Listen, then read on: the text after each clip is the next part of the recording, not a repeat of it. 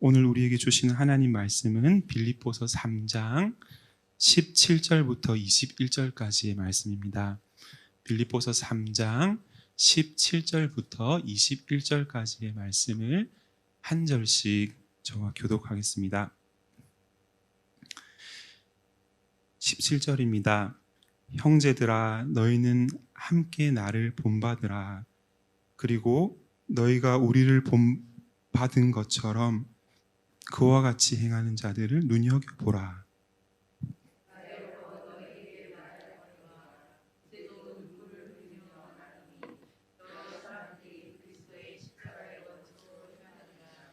그들의 마침은 멸망이요 그들의 신은 배요 그 영광은 그들의 부끄러움에 있고 땅의 일을 생각하는 자라.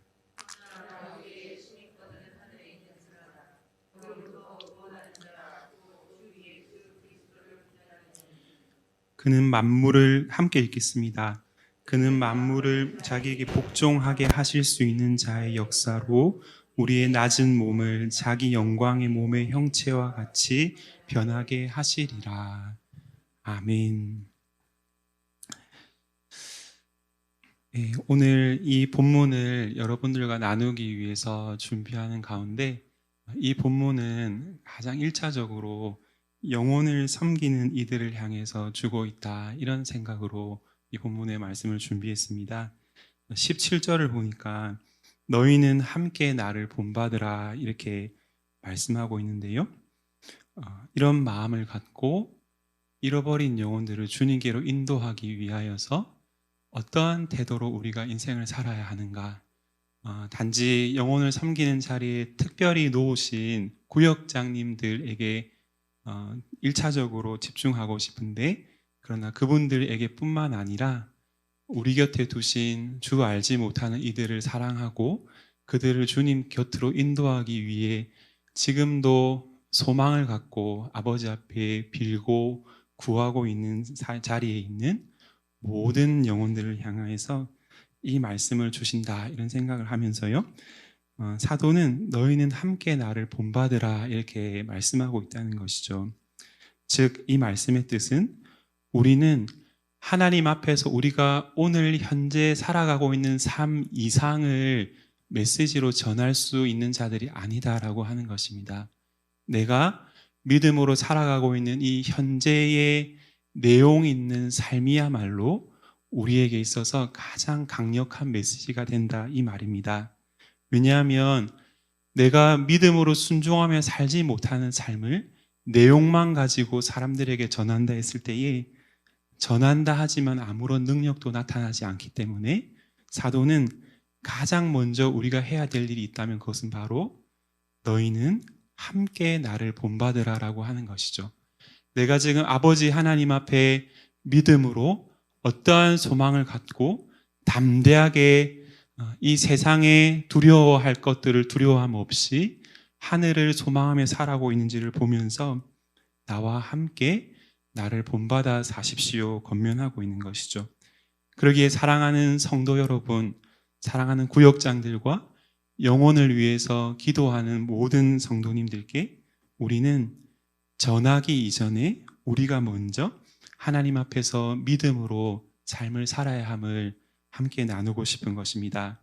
그러나 한번 우리의 삶을 돌아보십시오.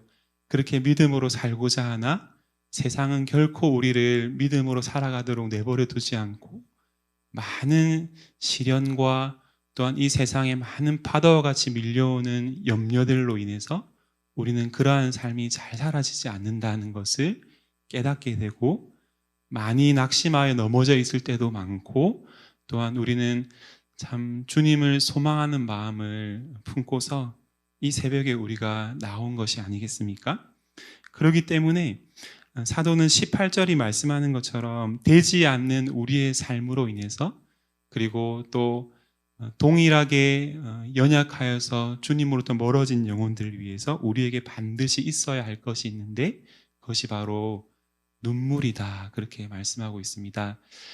사도행전 20장에 보면은 바울이 에베소에 있는 장로들을 청하여서 고별 설교를 하는 장면이 나오는데요, 바울이 지난 3년 동안의 자신의 모든 사역을 정리하면서 그 장로들에게 첫 번 말씀을 열면서 하는 말이 뭐냐면, 내가 지난 3년 동안 여러분들을 어떻게 섬겼는지를 여러분 모든 아시거니와, 그 시간 동안 3년이라고 하는 시간이면요, 1년은 정말 그냥 이렇게 그 사람의 진가를 다 보지 못한 채 그냥 1년 정도 교제하면은 그냥 이렇게 자기 열심으로도 어느 정도 충분히 이렇게 좋은 면들만 많이 보여줄 수 있을 텐데, 2년이 지나고 한 3년 정도 같이 살아보면 웬만한 사람들은 다, 저 사람은 저런 연약함이 있고 저런 약점들이 있고 저럴 때 참 많이 쉽게 넘어지지, 막 이런, 한 3년 정도 같이 지내면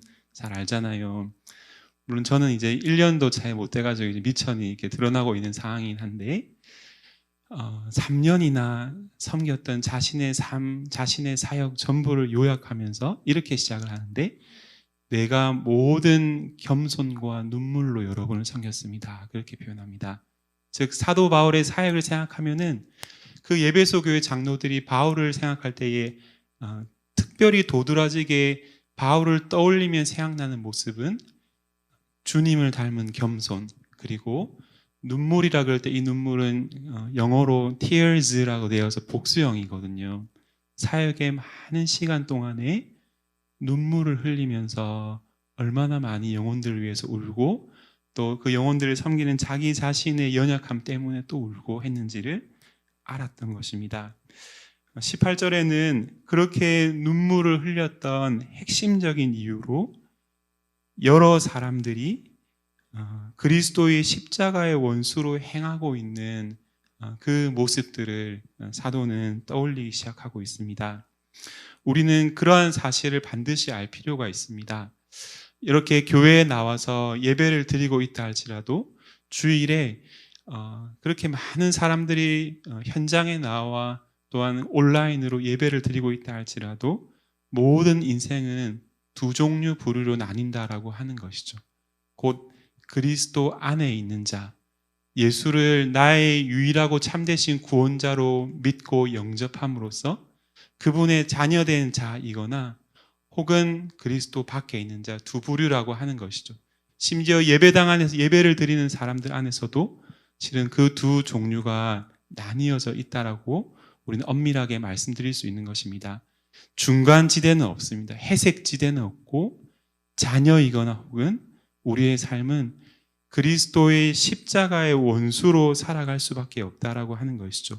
이 세상에서 우리가 하나님을 사랑하는 삶의 자리 가운데 있지 않으면 우리는 세상을 사랑하는 것이고, 그리스도의 십자가의 원수로 살아가는 자들이다. 중간은 없다고 하는 것입니다. 애매하게 양쪽 다 발을 걸치고서 이때는 이렇게 있다가 저 때는 저렇게 가고, 그런 중간지대는 없고, 우리는 자녀이거나 혹은 그리스도의 십자가의 원수로 행하는 자들일 수밖에 없다라고 말하는 것이죠. 그렇게 십자가의 원수로 살아가는 사람들의 마지막을 생각할 때에 사도는 눈물이 났던 것입니다. 19절을 한번 볼까요? 그들의 마침은, 그리스도의 십자가의 원수로 행하는 이들의 마침은 멸망입니다. 이렇게 말합니다. 그 끝이 파멸이다라고 하는 것이죠. 그들의 신은 배요. 여기서 신은 소문자 GODS인데, 그들이 섬기는 신, 그들이 사랑하고 그들이 숭상하는 대상은 바로 배, 이렇게 되어 있는데 우리 배꼽을 의미하는 것이죠. 이 은유를 표현하는 것인데 무엇을 은유하겠습니까? 바로 우리 안에 있는 탐욕과 우리 안에 있는 끝없는 욕심에 해당하는 것을, 그들의 섬기는 신은 배, 우리의 배를 불리는 것, 우리의 끝없는 탐욕을 계속적으로 채워나가기 위해서 살아가기 때문에 결국에는 그 끝이 파멸될 삶을 살아가는 인생들은 자기 배를 불리는 일을 위해서 평생을 혈안을 다해가면서 살아간다라고 하는 것이죠. 우리의 마음은 욕심을 부리는 데 있어서 그 끝이 없는 것 같습니다. 한계가 없는 것 같습니다. 우리는 우리의 욕망을 채우기 위해서 아무리 먹어도 우리는 끝을 모르는 그런 존재들이다라고 하는 것이죠. 로마 시대의 그 수많은 귀족들은 그 식탐을 어떤 식으로 해결했냐면은 맛있는 산의 진미가 널려 있는 거예요. 그러면 먹고 나서 또 다른 음식을 먹기 위해서 개원해서 토하고 또 먹었다는 것입니다. 얼마나 사람들의 욕심이 끝이 없습니까? 그래서 하나님께서는 출애굽기 20장에서 십계명의 말씀을 주실 때 제일 마지막 10번째 계명을 탐심에 관한 주제를 다루셨던 것이죠. 이 마음에 탐하는 것, 욕망하는 것은 사실 끝이 없기 때문에 이 죄의 특징을 잘 보여주는 것이다라고 하는 것이죠. 하나님을 사랑함이 아니라 세상을 사랑함은 실은 그 속에 하나님으로만 채울 수 있는 것들을 세상에 대체하는 신들로 채우고자 하기 때문에 채워도 하나님 그분의 빈자리가 드러날 뿐 끝이 없는 그런 욕망이 있다는 것입니다. 그것을 평생 채우다가 파멸을 향해 가는 것이 인생이라고 하는 것이죠. 그들의 영광은 부끄러움에 있고, 이것이 무슨 말씀이겠습니까? 영광이 마땅히 드려져야 될 대상이 아닌 다른 대상으로 돌려지게 될 때에 사실 그 결과는 부끄러움과 수치다라고 하는 것입니다. 조금 예를 들기에 조심스러우나 약간 우리는 이런 비슷한 경험을 한 적이 있는데요. 우리 소치 동계올림픽 할 때에 우리가 보기에는 분명히 김연아 선수가 클린 이제 마무리하지 않을게 정말 함치의 실수도 없이 그 퍼포먼스를 펼치고서 한번 찾아보시면요, 김연아의 소치 동영상 은메달 받은 거에 대해서 막 우리나라들보다 외국의 이제 피겨 해설진들이 더 막 붕괴하면서 이 사람이야말로 진정한 금메달이었는데 지금 러시아에서 개최되는 이유 때문에 뭐 이런저런 이유로 우리가 잘 아는 소 무슨 선수가 지금도 이름 기억하시는 분들 반 이상이실 거예요. 아마 소트 이렇게 돼가지고 한 명 있잖아요. 그러면서 어떤 생각을 하게 되겠습니까? 정말로 드려져야 될 영광이 마땅한 사람에게 가지 않고 다른 이에게 가게 되었을 때에는 역사가 흐르면 흐를수록 그것은 그 금메달 받은 사람에게는 부끄러움이 남게 될 것이다라고 하는 것이죠. 마찬가지인 것입니다. 하나님의 영광을 자기 배를 불리기 위한 자기 영광으로 대체하고서 인생을 살아갈 때에 실은 그 끝이 부끄럽다라고 하는 것이죠. 자기만을 배불리며 살아가는 한 사람을 생각해 보십시오. 노욕에 빠진 것처럼 평생 다른 사람들을 위해서 섬기고 봉사하기 위해서 하나님께서 우리에게 어쩌면 내가 쓸만한 것 이상의 물질을 허락해 주셨을지 모르지만은 내 삶을 살찌우고 내 가족들만 먹이고 하는 일들을 위해서 그 물질을 다 쓸 때 얼마나 하나님의 영광을 가리우는 삶이 되겠습니까? 그리스도의 십자가의 원수로 살아가는 인생들의 모습이 바로 이런 것이다라고 하는 것이죠. 내 영광을 추구하며 살면 부끄러움과 수치밖에는 우리에게 남아있지 않게 될 것이다라고 하는 것입니다. 이 모든 사실에 대한 사도 바울의 진단은 우리로 하여금 생각하기를 명하는 것입니다. 한번 보십시오. 19절에 보면은 그들의 그 영광은 부끄러움에 있고 그 다음에 뭐라고 말씀합니까? 그들은 땅의 일을 생각하는 자들이다라고 말하면서 20절에 우리가 잘 아는 그 유명한 구절이 열리는데 그러나 우리의 시민권은 하늘에 있는지라. 사도는 우리로 하여금 생각의 방향, 우리가 시선을 두고 생각하고 있는 바를 땅으로 붙어서 눈을 들어서 하늘을 바라보도록 우리에게 지금 명령하고 있는 것이죠. 실로 우리의 신앙의 핵심 요체는 이렇게 생각을 전환하는 능력을 갖는 데 있는 것인데 이 모든 일들은 성령으로 말미암아 하나님의 말씀을 읽을 때에 성령께서 우리의 마음의 생각을 변화시켜 주심으로 말미암아 일어나는 일인데 땅의 일을 생각하는 삶을 다 내려놓고 하늘의 영원함을 바라보는 삶을 사는 것, 이것이 바로 우리에게 명령하는 사도를 통한 하나님의 명령이다라고 하는 것이죠. 십자가의 원수로 살아가는 인생들은 철저하게 파멸로 향하고 있는 땅의 것들을 생각하는 사람이다라고 하는 것입니다. 땅에 있는 것들의 특징이 무엇입니까? 비닐 하나를 땅에 묻으면 몇백 년이 걸려서 이렇게 분해된다 하지만은 결국 그것도 썩어 없어져 갈 것으로 돌아가지 않겠습니까? 땅의 것들은 썩어질 것이다라고 하는 것이죠. 그런데 우리가 소망하는 우리의 본향이라 불리는 하늘은 실은 영혼을 상징하는 표현이다. 그렇게 말을 할 수 있는 것이죠. 그리스도 예수 안에 있어서 그리스도의 자녀로서 우리의 삶은 이 땅을 살아가지만은 사실은 하늘에 속해져 있는 존재로 사는 자들이다라고 하는 것이죠. 발을 땅에 딛고 있지만은 소망은 하늘에 두고 살아가는 사람들, 영혼을 바라보며 살아가는 사람들, 생명을 향하여 나아가고 있는 사람들이 바로 저와 여러분이라는 사실을 기억하라라고 하는 것이죠.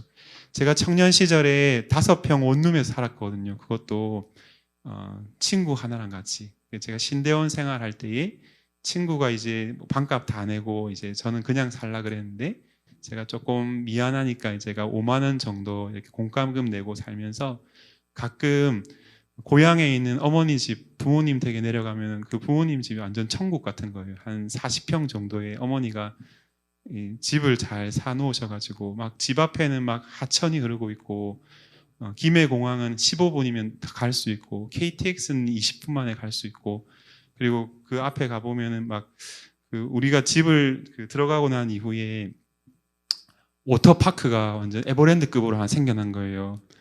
거기 가면 얼마나 좋겠습니까? 막 정말 좋더라고요. 근데 생각해 보니까 거기는 제가 1년에 한 3일을 머물까요? 이제 명절 2번 다 내려가면 한 5, 6일 머물고 즉 잠시 머무는 집이다라고 하는 것이죠. 그러니까 머문다는 표현보다는 그냥 나그네처럼 있다 가는 곳이다라고 하는 것이죠. 아무리 좋은 집이라도 우리의 하늘 본향만큼 좋은 곳은 없다. 이런 생각을 자연스럽게 하게 되더라고요. 항상 이제 버스 타고 다시 떠나서 올라올 때 물론 저는 5평으로 돌아가지만 우리는 영원한 하늘나라 본향에 세상의 그 어떠한 귀하고 좋은 것과 비교할 수 없는 영원한 하늘 본향을 소유한 자들로 살아가는 존재들이 바로 하늘 시민으로서 저와 여러분들이다라고 하는 것이죠. 그러한 마음을 품을 때 우리는 너무나 자연스럽게 한 분을 대망하게 되는데 곧 다시 오실 그리스도를 소망하며 사는 삶이 바로 성도들의 삶이 된다는 것이죠. 영원한 본향이 있음을 알기 때문에 그리스도를 대망하게 되고 그리고 오실 주님을 바랄 때에 오늘 하루의 모든 초점이 예수께로 향하여져서 사는 삶이 바로 저와 여러분들의 삶인데 왜 그러냐면은 21절이 우리에게 말씀하고 있습니다. 21절 마지막으로 같이 한번 읽어볼까요? 시작. 그는 만물을 자기에게 복종하게 하실 수 있는 자의 역사로 우리의 낮은 몸을 자기 영광의 몸의 형체와 같이 변하게 하시리라. 아멘. 우리는 그리스도께서 우리를 위해서 행하신 일을 복음이라고 믿고 우리는 우리의 행함 바 의나 공로 때문이 아니라 예수 십자가에서 우리를 위해 죽으시고 다시 부활하신 그 일로 말미암아서 우리가 구원받았음을 믿는 사람들입니다. 그런데 우리의 구원의 완성을 주님이 다시 오심으로 말미암아 그분이 완성시키실 것인데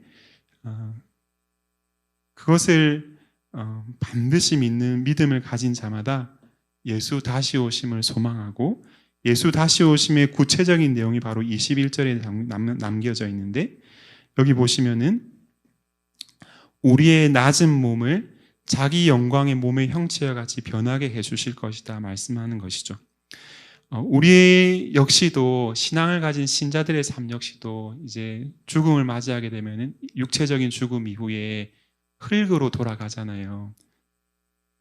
이 흙은 이 땅 이것은 이제 히브리어로 이제 아다마라고 그렇게 표현하는데 그래서 여기서부터 이제 아담이라고 하는 표현이 나온 것으로 학자들이 짐작을 하는데 티끌 먼지로 우리가 돌아가게 될 것이기 때문에 우리 모두도 이것을 사도 바울은 낮은 몸이다 그렇게 지금 표현하고 있어요. 세상은 바로 그런 상황 가운데 있을 때 허탈해집니다. 장례식장에 이렇게 유골을 화장하고 난 뒤에 이렇게 딱 나오면 이제 유골만 남거든요. 티끌처럼 돌아가는 모습 보면서 믿지 않는 그런 교우들, 아니 믿지 않는 가족을 둔 교우들 가운데 믿음 없는 분들은 정말 허탈하게 눈물 짓는 모습을 많이 봤습니다. 세상은 그런 티끌같이 허망하게 돌아가는 그 마지막을 바라보면서 허무에 빠뜨려지지만 우리는 어떻습니까? 우리는 그것이 끝이 아니라는 사실을 압니다. 다시 오실 그리스도께서 이 땅에 오시게 될 때에 우리 모든 사람들은 영광스러운 부활을 맞이하게 될 것이라는 것. 물론 믿지 않고 죽은 사람도 부활하지만은 영원한 형벌로 다시 부활하게 되고 우리는 영원한 생명으로 부활하게 될 건데 바로 땅의 먼지와 같은 티끌로 허망하게 돌아가는 것이 아니라 주님과 같이 영광스러운 부활의 몸으로 다시 우리가 살아나서 우리에게 있어서 그 죽음은 사실 끝이 아니라 파멸이 아니라 부끄러움과 수치 가운데 영원한 형벌에 떨어짐이 아니라 죽음조차도 우리를 막을 수 없는 영원한 삶으로 들어가는 영광스러운 문 앞에 우리가 서게 될 날을 알기 때문에 그 저의 고향집의 그런 너무나 좋은 것들을 땅의 것으로 여기면서 아무렇지도 않은 것처럼 하늘을 바라보며 살 수 있다라고 하는 것이죠. 그 증거는 바로 그리스도의 부활이지 않았습니까? 그분이 잠자는 자들의 첫 열매가 되지 않았습니까? 사랑하는 성도 여러분, 저와 여러분에게 오늘 말씀은 질문합니다. 우리에게 주님 다시 오실 것을 바라보는 영광스러운 재림의 소망을 갖고 있느냐라고 하는 것이죠. 오늘 내 삶을 살아가는 가운데에 그분이 오셔서 이루실 완성된 구원을 바라보면서 이 낮고 천한 몸을 병약하셔가지고 너무나 야위어지신 우리 사랑하는 부모님들은 얼마나 마음이 아픕니까? 그런데 영광스러운 몸으로 주님이 다시금 변케 하셔서 영원한 영광 앞에 서게 만드실 그날을 소망함이 있느냐라고 하는 것입니다. 날마다 주님께서 우리에게 이루실 그 구원의 완성을 묵상하며 사십시오. 그분 안에 허락해 놓으신 그 담대한 소망이 우리의 마음을 기쁨으로 사로잡을 때에만이 오늘 이 땅에 내가 가진 아파트의 값어치가 올라가고 안 올라가고의 마음이 흔들리는 것이 아니라 우리의 직장이 안정적이고 튼튼한데 흔들리는 것이 아니라 내 통장에 잔고가 얼마나 남아있고 없고에 흔들리는 것이 아니라 영원한 하늘의 소망을 둘 때에 우리는 이 세상을 사랑하고 땅의 것을 추구하는 마음들을 버릴 수 있다라고 하는 것입니다. 그리고 그 마음으로 눈물을 흘리면서 그러하지 못한 영혼들을 섬길 소망을 품게 되는 것입니다. 그런 은혜가 저와 여러분들에게 가득하게 부어지기를 소원합니다.